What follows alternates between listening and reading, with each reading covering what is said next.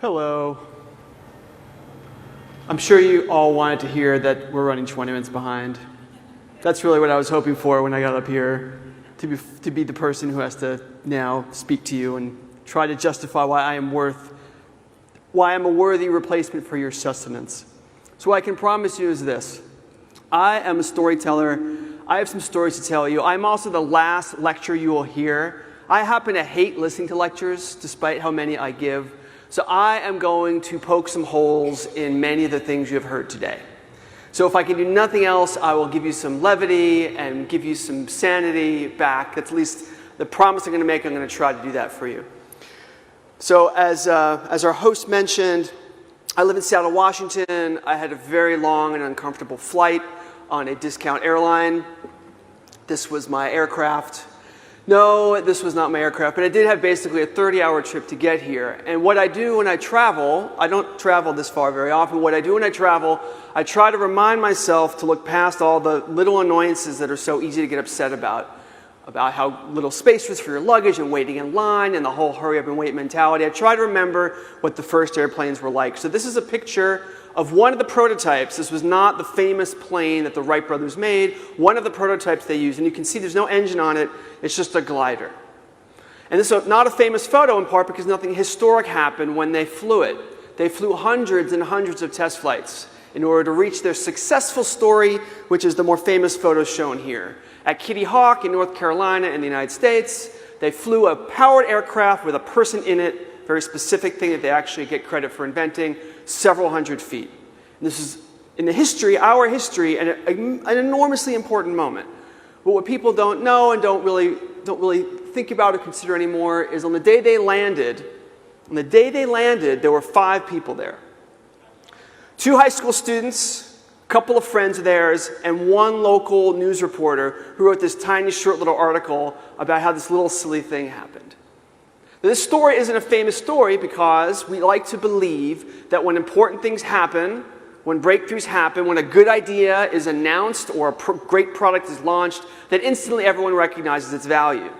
And I'm here to tell you, as an author and someone who studies all these, I'm the person who digs up all the history on every idea, because I'm curious about what it was like on the day it was invented, that this is by far more often the case than not. And so what I'm going to do for the next 20 minutes or so is tell you a bunch of stories that will surprise you about the origins of different ideas, the language we use, with the hope that if you understand the true stories for some of these legends that you know, the odds of you being successful doing it yourself will be higher. I talk quickly. I was born in New York City, although I live in Seattle. I go fast, but every slide that I show you, it's already up online at that address, bit.ly, Berkun-SS. I'll show that link again at the end, and when I'm done, I get off stage, I'll tweet it so you can find it later. Now, as a language person, my primary way that I make a living today is writing books. So I care about language, and when I visit places, including events, I pay attention to the language people use, especially people who are presenting themselves as experts. They should be very careful with the language they use. I'm invited to organizations often to evaluate how they are at managing creative processes and developing new ideas. And the first thing I do is go to a meeting and just listen. So I can tell you this right off the bat. It's a general theory I have about organizations or people who are creative teams that work better, and that is this. Whoever uses the most jargon has the least confidence in their ideas. The least. Someone with a really good idea will just show you what they made. They will show you a sketch of their idea. They will tell you what problem they can solve. They will explain to you how their thing they made solves a problem better than everybody else does. If you go to a party, there's actually an event party night. If you go to that party, you meet someone, hey, what do you do? And they say, I'm trying to cure cancer. You go, oh, okay. That's a real important problem. I understand what you're trying to do. I get it. You're doing important work. You could meet someone else who say, what do you do? And they say, I'm an innovation game-changing team lead. What does that mean? It doesn't mean anything. They're using jargon to replace the fact they have nothing substantial actually to say. And as a person who's a writer, I made my first career in the tech sector. The tech sector, this business world, the entrepreneurial world, loves jargon. And in part, that's because we have a lot of people who really, really want to pretend like they have a great idea when they don't. There's a fancy word. It's probably the only fancy word I will use in this presentation. That word is reification. And it's a fancy word that basically means the attempt or any time that you confuse language and abstraction for something with the thing. I happen to be 5'9". I grew up wanting to play in the NBA. I could call myself a professional athlete, even though it's not true. Words are free. There's no license to use the word innovator or disruptor. Anyone can use those words. Now, you can see this often in advertising. So one of the most popular beers in the United States is Budweiser. Budweiser is a terrible beer. It's terrible. But Budweiser advertising team can say, Budweiser, king of beers. It's an abstraction. It's just words. King of beers. It makes it sound like it's something interesting or good. Now, it doesn't make any sense if you stop and think about it. What is the king of beer? It's not like there's a monarchy for alcoholic beverages, and there's a queen of beer, and there's a whole... It doesn't make any sense, but it sounds good. It's a reification. It's a use of a kind of jargon. You see it very often in tech sector marketing. This is an ad for a BlackBerry Bold. It was one of their later attempts to try to revive their own product line, and you can see the tagline they use is imagine everything. Imagine everything. Wow, that's a lot to imagine. Now, the pretense here is that if you get this phone, you'll be able to imagine everything. I don't actually think being able to imagine everything is that useful. Like, you wouldn't hire someone to imagine everything. You'd hire someone who's good at, like, solving a real problem, not imagining everything. And also, this graphic shows that when you use the phone, like, some kind of lightning bolt strikes you in the face. And so this visual reification, too, that you can see things that stimulate a part of our brain that's not rational that makes it seem interesting. Of course, the joke here is that their phone could imagine everything, but BlackBerry clearly could not imagine the iPhone. I just couldn't see that coming at all. So I'm going to show you a couple of pictures here of famous innovators, people who are legendary in different fields, and this is the one part of my presentation where you are free to yell out things at me, okay? So if you feel that, you need to vent a little bit of energy because you've been sitting for so long, now is the time to do it. I'm going to show you an image, and if you know who it is, just yell it out. If you're half sure, you can yell it out, although I might make fun of you if you are wrong. So who is this? Bob Dylan, good. Who is this? Come on, a little bit louder. You can be confident here. It's the first work of art you've probably seen all day. It's good to have some culture. Einstein, yes. This is the trickier one. No. It's David Warren, who's actually an Australian inventor. He invented the flight recorder, the digital flight recorder that's used whenever airplanes crash. And this is often called a black box, and maybe at the end I will tell you why it's called the black box, because clearly the box itself has never been black. It's always an orange box. Who is this? Marie Curie, one of the only people in the history of the Western world to get Nobel Prizes in 2 different fields. This is the other one that's a tricky one.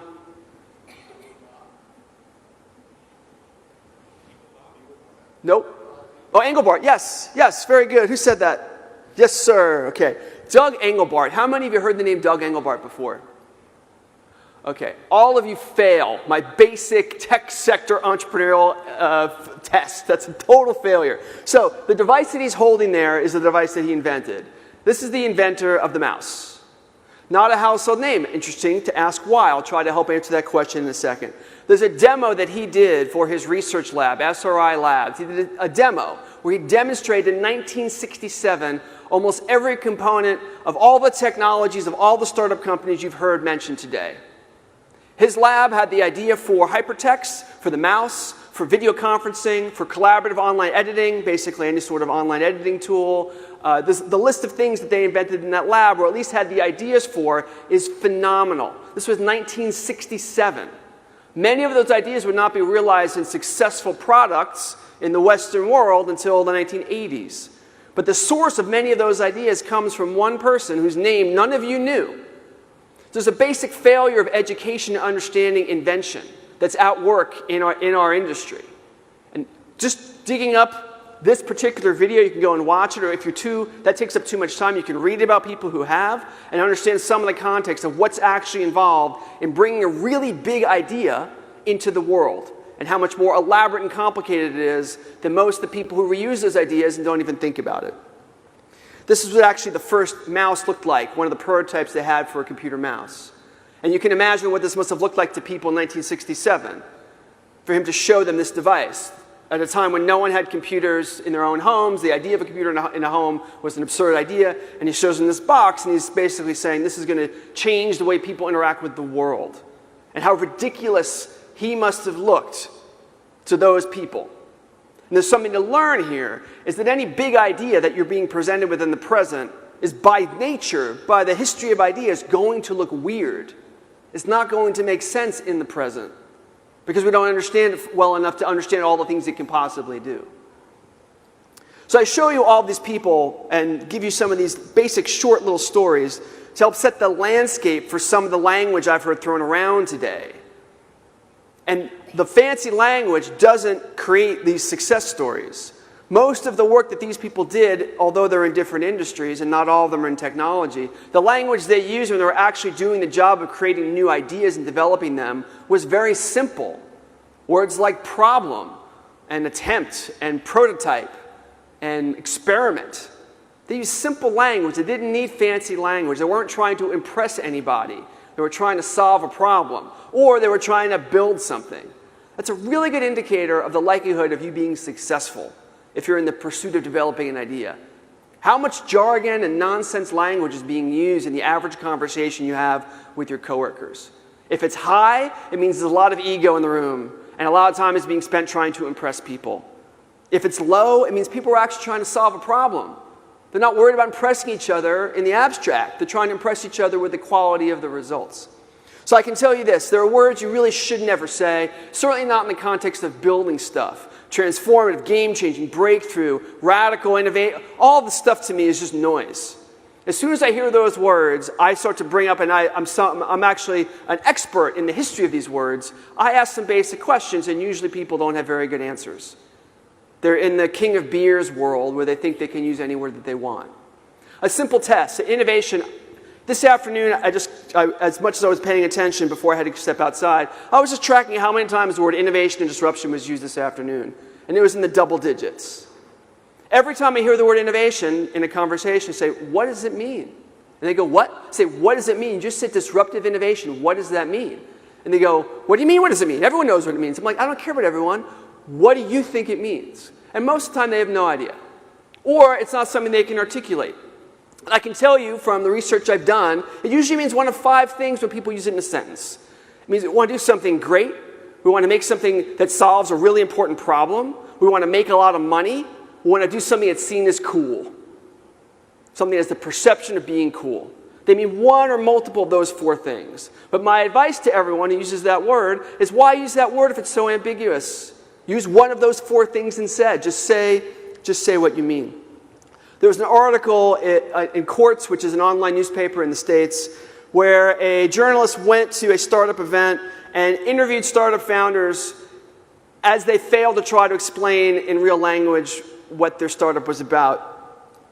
So there was one that I thought was funny in this article. A company called Undone describes itself as a disruptive consumer brand with state-of-the-art customization technology with an original content platform. What problem does this solve? It solves the problem of a startup founder having to have something that sounds cool to say when interviewed for a magazine. There's a word disruption I'll talk about in a minute, but the notion that a startup has a consumer brand is absurd. This is their goal. This is an aspirational statement. They're hoping to eventually be a company that has a brand name that people would recognize. But as a startup, by definition, you don't have that yet. So as someone who complains about language a lot, I will offer you better definitions for both of these words. The first, the word innovation. Whenever someone tells me, okay, Scott, you pick on everyone's language, how would you use the word? This is the strongest definition of the word from all the books I've read and the academics who study innovation and invention history. Innovation is a result. It's an outcome. You invent a thing. Anyone can invent a thing. But it's not an innovation until it has a positive effect on the world. When Doug Engelbart invented the mouse in 1967, it was an invention. It was a thing. It had a lot of potential, clearly, but at the time it was just an invention. It probably didn't really become an innovation until the Macintosh team decided to include it as part of their product. And now it's a thing that thousands of people, hundreds of thousands of people, and now everyone who has a computer on the planet uses. It's a result. And if you think of the word as a result, then anyone who puts that word in their job title is being very presumptuous. It's sort of like saying when you start to train for a marathon, I'm a marathon runner. Not yet, you aren't. You're a marathon runner when you've completed the task. Disruptive innovation, the term disruptive innovation comes from a book, or is mostly popularized by a book from a Harvard professor named Clayton Christensen. And the term has a very, very strict meaning, a very simple meaning. It means you're successful enough as an outsider that you are displacing an established market, probably at a high rate of speed. It's also a result.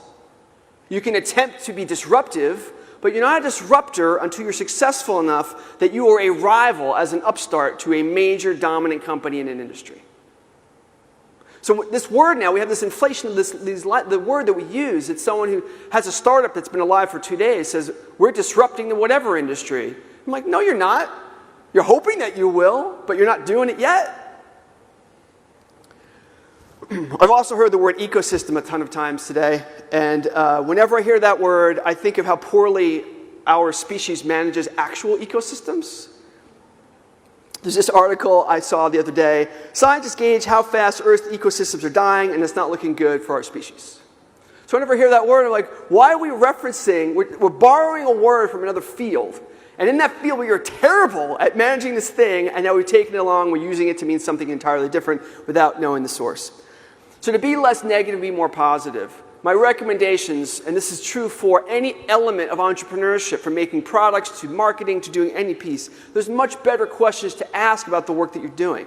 What problem are we trying to solve? What problem is this engineer trying to solve today? What problem is this manager trying to solve today? What problem is this business plan saying it's going to solve for people? What problem are we trying to solve? That's the question that deflates all of our tendency to get lost in language and to get lost in dreams and aspirations. Those things are fine. But in reality, the goal is to solve a problem. What problem? It's fair to say if you're an inventor or you're creating something new that you're not sure what problem it's going to solve. That's okay. Then the problem you're trying to solve is to figure out what problem you should solve with the thing that you're making. Totally fine. Many of these questions fall into the domain of product design and user experience design. There was a workshop today on design thinking. I studied design in school. The whole idea of what startups are trying to do in terms of the product they make is really a design problem. A design problem being attempted by people who know very little about design. Much of the story of the later success of Apple, the iPod and the iPhone being the greatest examples, there was very little that was actually invented. I shouldn't say very little. The majority of the technology, the patents, the components that are in an iPod and an iPhone were not invented by Apple. They were brought together in a design that improved the quality of and solved problems for users in a way that none of the competing products for digital music players or phones had done at the time. Design was the strategic asset. It was not a technological problem. It was a design problem. I'm not going to talk to you about product design because I don't have that much time to talk to you about today. But most of those things are really about the pursuit of product design and the profession of hiring, the notion of hiring a designer to do design work, to build the product that your startup or team is trying to sell. So the book, The Myths of Innovation, there's 10 myths in the book. I'm only going to mention 2 of them to you in the next 15 minutes before I'm done, and we can go have some tea together. The first and most important is the myth of epiphany. When it comes to creativity and the history of creativity and the future of creativity, one problem we have is that most of the stories that we know and tell about creative thinking focus on epiphanies, eureka moments, the moment when something was discovered. And any article you read about the invention of something, it could be an artistic invention, it could be the moment that Steve Jobs decided to build the Macintosh. Almost any article you read will ask the inventor the question, where were you when you first had the idea? Because we find it interesting.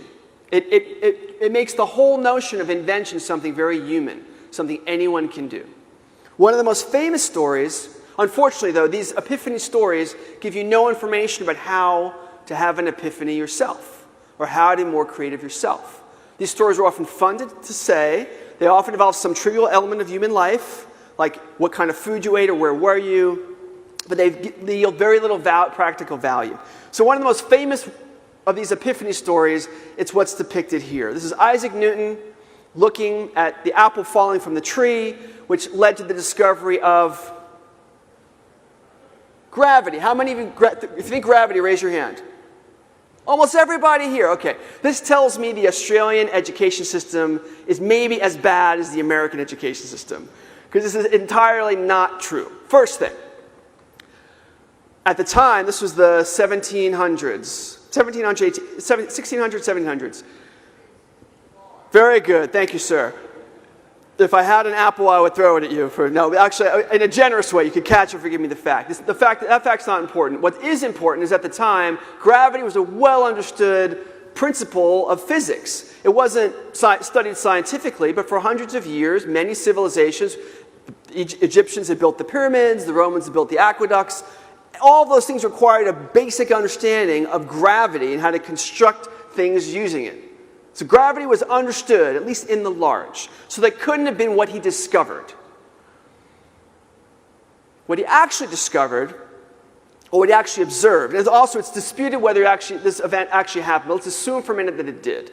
What he actually became famous for was not this moment. He became famous for writing a book called The Principia Mathematica. And in that book, he detailed the theory, the larger theory for how gravity worked, not just on planet Earth, not just for trees, but the moon and the Earth and the sun. And it was this big book that explained gravity as a theory. And it took him about 10 years to write that book. The story I just told you, the more factually accurate story, it took me about 45 seconds to tell you. It involved what? It involved dedication, a larger theory about some mathematical system, and dedication to a big task. Not that exciting a story. This story is far more interesting. It's just about someone looking at something. It makes it seem like there was a flash of insight. He just observed something fall. I can tell you, I've sat under lots of trees and seen lots of things fall. It's a humanizing story. It makes it seem very easy and honest. Also, what it does, in a subversive way, it portrays Newton not as the catalyst. He's not the actor. He's just an observer. The apple fell. It makes it seem almost like the muse. There's some force involved in the world that makes you creative or not. Either you see something happen or you don't. And if you see the thing happen, magically now you become famous because you saw something happen. There is a set of things we've observed about how the brain works that are limitations. Sort of like how we have optical illusions for our eyesight, our cognition has other limitations. There are certain things we struggle to remember, certain things we trouble to process. We are biased towards narratives. We love stories. Our memory works based on stories. We talk to each other and build relationships based on stories. It has certain advantages, absolutely, but it has certain limitations. We prefer stories like this much better, even though it's not entirely true, much better to the one that I told you. So this is what's called narrative bias. We remember simple stories, even if they're false, more easily than complex stories, even if they are true. And the nature of trying to make this simple, I'll simplify it even further. We prefer simple lies to complex truths. We do. A lot of marketing is based on this. For hundreds of years, as long as we've had desires and ambitions, people have sold books and snake oil and other things based on this. We all know logically you can't be an instant millionaire. Like that's just logically, of course not. But in the moment when we see that story, we think, wow, I'd like to be an instant millionaire. What? Oh, it's got 10 steps. I can count to 10. Fantastic. This is the book for me. And you buy the book and you read the book and it feels good to read the book. I'm an author. I know about the tricks you can use to make it feel good while you write it and while you read it. And then you go try to do the thing and it doesn't work. You go, oh, I guess I need to buy another book. I need like micro instant millionaire to be a micro. It's not fast enough. And on it goes. So, what's the answer? What's the advice? I don't just want to make you feel skeptical and bitter at authors. That would be a professional mistake. The question instead to ask, when you hear a story like the Newton story, and you hear stories about the creation of Google or YouTube or Amazon, you hear these stories, garages, everyone's in a garage. Maybe I should start my company in a garage to be like them. Maybe that's the magic. The answer is to ask the question, what happened before? There was a magic moment, fine. Maybe Newton did see the apple fall and that inspired him, fine. Doesn't teach you anything. What happened 5 minutes before? Was he there all day? Was he there all week? Did he do this often? And the answer, in a way, is yes. Newton was a scientist. He made observations about all different sorts of things he saw. In the scientific terminology, phenomenon. He would see something happen, and he would observe it and go, why did that happen? Why did the clouds move in that way and their shape changes? Why? And he kept a journal, and he would write it down. He made observations all the time. All the time. And in addition to making observations all the time, he would do experiments to try to understand those observations. He'd see something and go, what? How can I replicate this in my lab so I can understand part of why it works? So he did experiment after experiment after experiment. He worked on trying to understand what the things were that he observed. So whenever you hear a story from anyone about the invention of anything, ask that question. And if the person telling you doesn't know the answer, that person probably doesn't know that much about invention or creativity either. They're just training on our narrative bias to like to hear these scintillating stories. The word experiment is a fascinating word in part because it's defined by doing something where you are not sure of the outcome. You are not sure of the outcome, and that's why you're doing it. You're doing it to get more knowledge. So lessons so far, what happened before the magic, what mistakes they'd learned from, and the lesson for you is what experiments are you doing to learn, to be more creative, to get better at your job. If you're not doing an experiment, you're not actively pursuing new knowledge, which is the basis for a lot of the things that you want. My last myth to talk about with you is about innovation history. And as I made fun of you before, although I made fun of myself, how bad history education is, at least in America. I think part of the problem with our misunderstanding of creativity has to do with this person. Not the person, the actor. This is James T. Kirk, the character, or if you prefer Picard, or there's a new Star Trek captain, any of them that you like. And the problem we have with Star Trek is that it's the only modern version we have, modern story we have about exploration. Exploration with an E, like Da Gama and Magellan and Cook, explorers. Exploring and innovating have a lot of parallels. By definition, an explorer looks at a map and they see the section where it's known, and the map is a big map with a big black area, and they go, I'm going to go off the map, and I'm going to find something useful and bring it back. That's the same thing an entrepreneur does. It's the same thing an inventor does. They're going to find something new and bring it back, and it's going to be valuable, which is a supremely confident thing to say. I'm going to go where no one's gone before, which is the Star Trek reference. No one's gone there before, and I know there's great stuff there. I just know. Most of the stories we have about entrepreneurship and invention that we know are success stories. There's another bias I want to share with you called survivorship bias. This bias means that our brains, when we hear 10 success stories in a row, we inflate the likelihood of being successful. Because failures are so underrepresented, we just discount them as being, well, that's unlikely to happen. I just have to follow and copy what these 10 people did and I'll be successful. So Star Trek is this classic example of survivorship bias. Every episode of Star Trek, what happens? Come in from a commercial, the Star Trek music, come out of warp drive. What'd they find? A new planet. What's on it? People. Hey, they talk English. Great. Something was stolen. Go to commercial. Every episode is a success story. So we're deluded into thinking that exploring means you're successful every day. I'm going to share with you why the rate of failure for explorers and how that ties to the rate of failure for entrepreneurs. So this is a map from, I believe, the 16th century. And you can see how terrible a map it is. It's very uneven. As maps are, things are still being discovered. I even tried to figure out where on this map we would be. I think we would be somewhere over here on this map, in where the dragons are, because no one knew. Hey, which makes sense again if you think about uncharted territory. How could it possibly predict what would be there or not? So if you do any rudimentary research about startup culture, even in the United States, about 90% of startups in the United States fail. The word failure is a complicated word because failure for startup means different things depending on the expectations of the startup. A startup goes through an incubator. They may have some minimum criteria of revenue, and the startup may be doing well enough to survive on a business, but they partner with a venture capitalist firm that's going to shut it down if they didn't reach some level. But by the terms defined by the startup themselves, about 90%. This is from an article in the Wall Street Journal. Let's say it's 70%. I don't know. That's still really high. That's far higher than we tend to believe because most of the stories we hear are success stories.